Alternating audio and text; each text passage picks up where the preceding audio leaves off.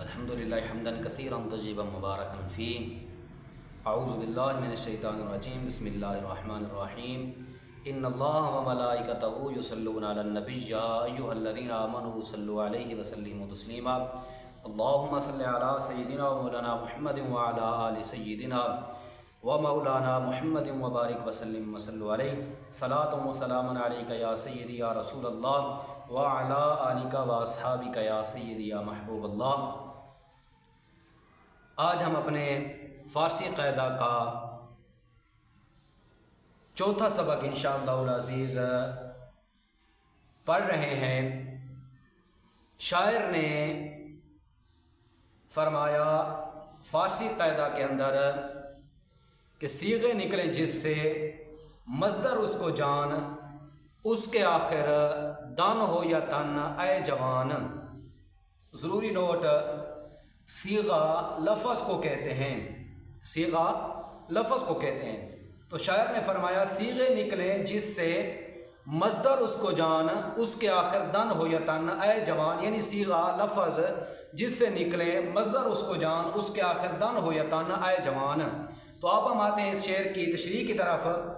شاعر نے اس شعر میں مصدر کی تعریف اور مصدر کی علامت بیان فرمائی ہے۔ مصدر کی تعریف یہ ہے کہ مصدر وہ ہے جس سے دوسرے لفظ بنے، اور مصدر کی علامت یہ ہے کہ فارسی میں مصدر کے آخر میں دن یا تن ہوتا ہے، دال نون یا تا نون ہوتی ہے۔ دن کی مثال جیسے پروردن، اور تن کی مثال جیسے گفتن۔ پروردن اور گفتن یہ فارسی کے مصدر ہیں، اور پھر ان فارسی کے مصادر میں سے 6 افعال نکلتے ہیں: ماضی، مضارع، حال، مستقبل، امر، نہج۔ یہ 6 چیزیں اسی مصدر سے نکلتی ہیں، اس لیے مصدر کی تعریف یہ ہے کہ مصدر وہ ہے جس سے دوسرے لفظ بنے، جس سے دوسرے لفظ نکلیں، اسے مصدر کہتے ہیں۔ تو اب اس پروردن اور گفتن سے دوسری چیزیں نکل رہی ہیں، تو اس سے ماضی بھی نکلے گی۔ پھر ماضی کی بھی آگے 6 قسمیں ہوتے ہیں: ماضی مطلق، ماضی قریب، ماضی بعید، ماضی استمراری، ماضی احتمالی اور ماضی تمنائی۔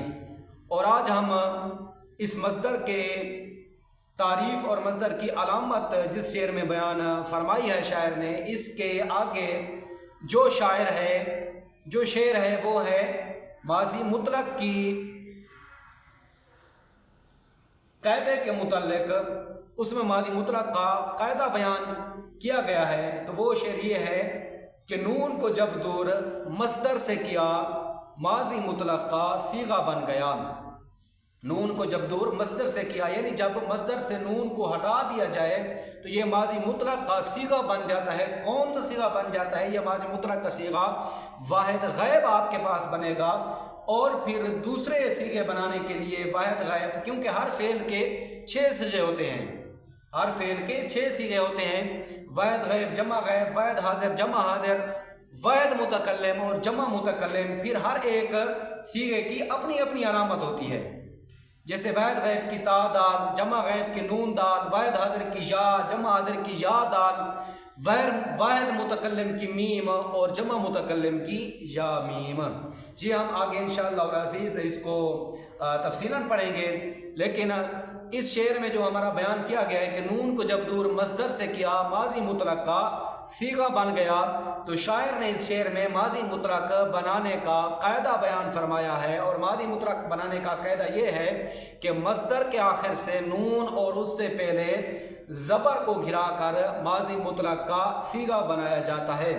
جیسے اب ہم پروردن سے ماضی مطلق کا صیغہ بناتے ہیں واحد غائب۔ پروردن کے آخر میں نون ہے تو نون کو گرا دیں گے، اور دال کے اوپر زبر ہے، زبر کو بھی گرا دیں گے، تو یہ پروردن سے کیا بن جائے گا؟ پرورد۔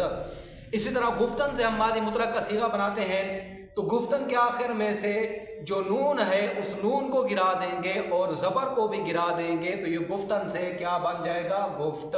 ماضی مطلق کا صیغہ واحد غائب بن جائے گا۔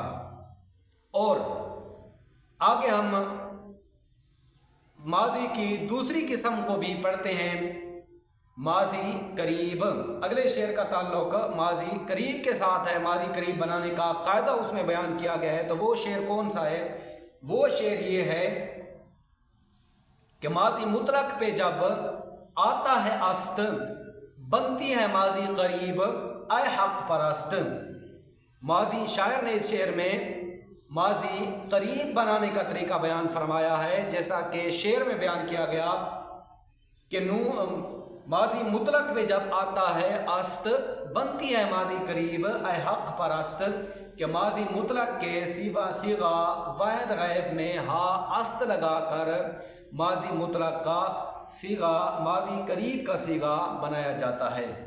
माजी मुतलक के सीगा वाहिद गैब के आखिर में हा अस्त लगा कर माजी करीब का सीगा वाहिद गैब बनाया जाता है, और आगे वाले जो सीगे होंगे फिर वो इस अलामत को घिरा कर, वाहिद गैब की अलामत ता या दाल को घिरा कर अगले सीगों की जब हम अलामत लगाएंगे तो हमारे वो सीगे बनते जाएंगे। तो आज के सबक में हमने 3 अशार पढ़े हैं।